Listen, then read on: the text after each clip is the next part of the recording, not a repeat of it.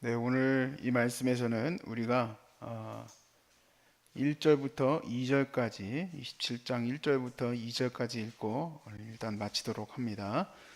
같이 읽겠습니다. 시작.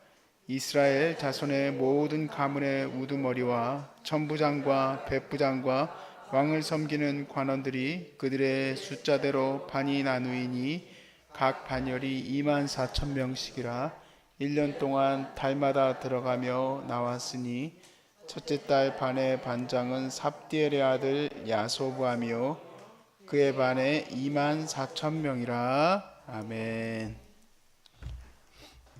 말씀을 다 읽으시면 그렇게 계속 24,000명씩 나눠집니다.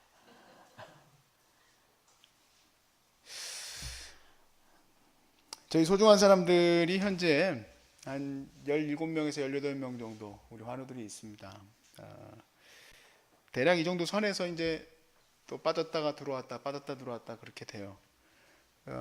근데 스텝도 만만치 않게 필요하더라. 17명에서 18명 많지 않은 숫자잖아요.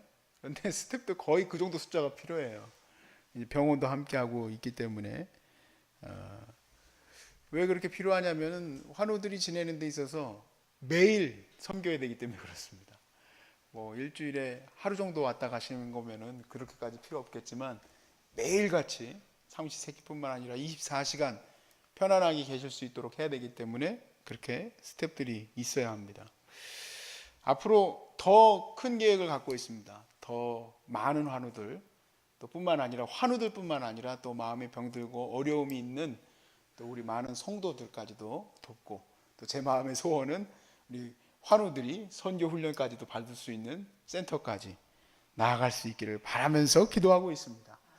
그런데 이 작은 공동체를 이끌어갈 때 그것까지 꿈꾸면서 가고 있기 때문에 그냥 허투루 시간을 보내지는 않습니다. 어떤 계획을 세우고 어떤 일을 추진하는 데 있어서도 우리 뭐 간호사님도 있으시지만 그냥 뭐 허투루 넘어가는 경우는 없습니다. 물론 이제 완벽하게 지금 되지 않는 거에 대해서 제가 이렇게 막 제재를 가하거나 그러지는 않습니다.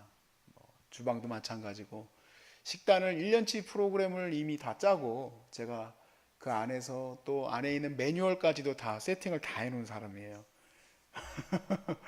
그럼에도 불구하고 거기에 대해서 똑같이 안 돌아간다고 제가 막 들들들들 볶지는 않아요. 왜냐면 아직은 그런 단계는 아니기 때문에 그래요. 그런데 주방도 3, 4팀으로 나눠지고 5, 6팀으로 나눠지고 재고 파악도 그렇고 여러 가지가 이제 막 더 커지게 됐을 때까지도 생각을 하면서 일을 같이 진행을 합니다. 그것을 우리가 이제 크게 만들어가는 것을 조직을 세운다고 하죠. 조직을. 이게 국가적 단위를 지금 조직을 해나가고 있는데 특별히 역대상에서는 이 조직들이 크게 강조되면서 나타나고 있어요. 그럴 이유가 있습니다. 왜냐하면은 이것은 유대가 지금 이제 망한 이후에 포로로 잡혀갔다 돌아왔습니다. 이제 포로에서 귀환된 공동체가 이 역대상을 보았을 것으로 이제 다들 봅니다. 학자들이. 그러니까 이런 것들을 이제 보는 이유는 우리의 가장 정말 모델이 될 만한 것은 이거다라고 지금 제시하고 있는 거죠. 뭐 이거일 것이다가 아닙니다. 이겁니다. 그냥 이거대로 해야 된다 이 얘기예요. 그리고 실질적으로 포로 귀환에서 돌아왔던 사람들이 이 조직을 구성해 나가는 데 있어서 완벽하게 이런 구조를 만들 수는 없습니다. 왜냐하면 지금 너무 많이 숫자도 줄어들었고 또 뿐만 아니라 나라도 많이 어려워진 상태에 있기 때문에 이렇게 할 수는 없죠. 그렇지만 그것을 목적지로 향해서 만들어 갑니다. 그런데 저는 이 조직이 얼마나 정말 대단한 조직이고 정말 24 조직으로 나누어서 24 반차로 나누어서 군대 조직을 한 달에 한 번씩 돌아가는 것이 얼마나 좋고 그런 얘기를 하려고 하는 게 아닙니다. 사실 조직은 그때그때마다 바뀔 수 있고 또 그리고 그 상황에 따라서 얼마든지 더 좋은 형편대로 만들 수 있어요. 근데 정말 중요한 것은 뭐냐면 그 조직을 만들게 되는 가장 근원적인 마음, 그 비전, 그 소망 아니겠습니까? 왜 이렇게 해야 되냐는 얘기죠. 왜 이렇게 구성을 해서 가야 하느냐 얘기예요. 거기에 이 본문에는 그것은 나와 있지는 않습니다. 그런데 그 마음이 사실은 이게 참 하나님이 왕을 세우고 싶어 하시지 않은 이유도 거기 있던 것 같아요. 이 한 사람 왕이 전체 이 사람의 마음을 다 끌어갈 수밖에 없게 되는 것을 우리가 역사에서 보게 됩니다. 이스라엘의 왕이 이 좋은 조직을, 아무리 좋은 조직을 구성을 해놔도 이 조직을 가지고, 군대 조직을 가지고 우상 숭배하는 데 힘을 쓰고, 또 그리고 적군에게 가가지고 조공 바치는 데 힘을 쓰고, 이스라엘 역사가 남의 하수인 역할이나 하고, 온 땅에 하나님 말씀을 전하라고 했더니 온 땅에 있는 우상들을 다 끌어오고, 그렇게 된다면은 이 조직이 무슨 소용이 있겠습니까? 그러니까 정말 이 하드웨어를 세우는 것도 힘을 쓰고, 또 그 안에서 조직을 세워서 소프트웨어도 돌아갈 수 있게 만들려고 하지만, 정말 중요한 건 그것을 이끌어가는 그 영적인 그런 상황, 그리고 그 지도자, 그가 가장 중요합니다. 우리가 에스라 말씀을 한번 볼게요. 에스라 말씀을 보면 되게 고무적인 말씀을 보게 되는데, 에스라 2장 36절을 보시면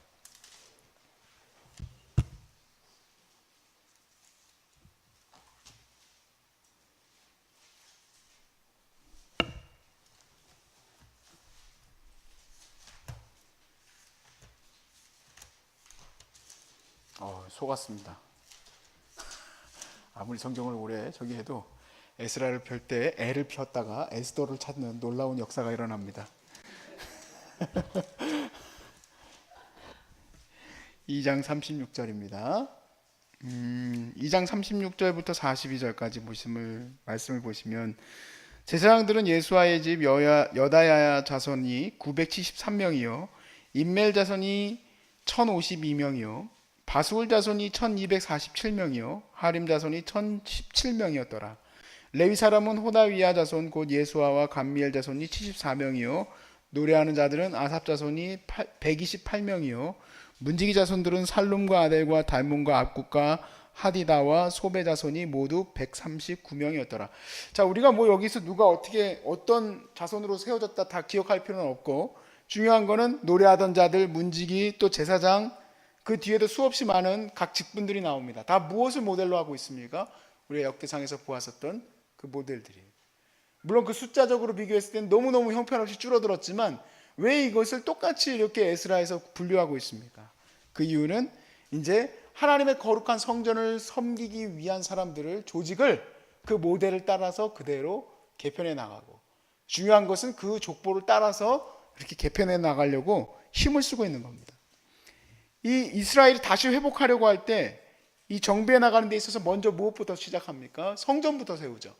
성전, 하드웨어부터 세웁니다. 그리고 성벽, 그리고 성문을 세웁니다. 그 틀 안에서 열심히 해요. 그런데 가장 정말 눈에 띄는 장면은 바로 뭐냐면, 족보 없는 제사장들을 빼버리는 겁니다. 그 당시에 실세들이었어요. 제사장이라고 막 얘기를 하고 다니고 막 자기가 제사장이라고 하는데 족보에 없는 거예요. 이 사람이 도대체 어디 출신인지를 모르겠는 거예요. 이런 사람들은 일단은 제외시켜버리는 겁니다.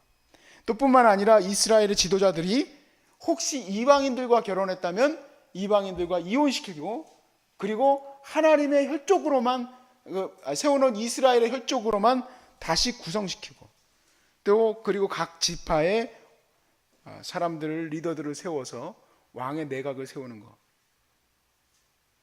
주목할 수 있는 게 뭡니까? 어떻게 되든 하나님 말씀대로 그 나라를 세우려고 하는 것을 우리가 보게 되는 거예요.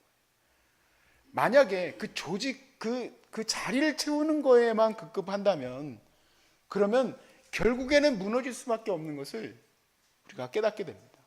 예를 들어서 교회 장로님이 필요해요. 그러면 그 교회 장로님을 세우기 위해서 뭐 교회가 이런저런 방법을 쓸 수 있겠죠. 근데 그 본질을 붙들지 않은 분이 세워지게 되면 교회가 반드시 어려움을 당하죠. 동일하게 이렇게 조직을 많이 막 뭐 멋지게 이렇게 세워놓는다고 해서 야, 우리는 튼튼하다, 거룩하다, 대단하다가 될 수가 있는 게 아니라는 얘기예요. 각 조직에 각 사람들이 세워질 때 하나님의 본연의 의무와 본연의 뜻을 세워나가야지만 그 하나님의 거룩한 나라가 온전히 세워질 수 있는 줄로 저는 믿습니다. 그래서 제가 가장 많이 지금도 기도하고 있는 것은, 하나님이 이걸 세울 때에 본래 가지고 있던 계획이 무엇일까? 그거에 대해서 늘 염두하려고 하는 거예요.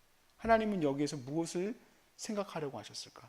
왜냐하면 내가 이걸 만들고 싶다고 해가지고 마음대로 만드는 게 아니더라고요. 결국엔 하나님이 원하시는 거에 더 많이 힘을 써야 돼요.